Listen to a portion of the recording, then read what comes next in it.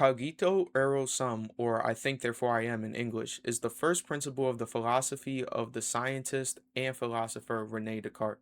I'm sorry if I got that pronunciation wrong, it's a French name. Rene's philosophy was pretty much doubting everything that came before him, rather if that was God, nature, or even reality itself, because we cannot necessarily prove that any of these things exist. By his logic, we could just be a brain sitting in a jar like Walt Disney and we would never know. So he worried about if the foundations of knowledge were not completely solid, then everything above it will eventually collapse.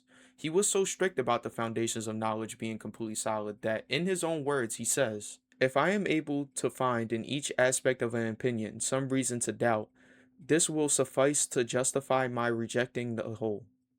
Renee believed that doubt was the source of wisdom and that doubt is the first steps in gaining knowledge, which is a very interesting way to think about things. Now, this radical skepticism is pretty much the basis of all teachings from Renee, to doubt everything to gain more knowledge about the reality we live in. He had to first find something undeniable to build his foundation on so his philosophy will not collapse, like he said before. One of his main arguments is that what if there was an evil demon that is constantly deceiving us and manipulating us to create a false reality?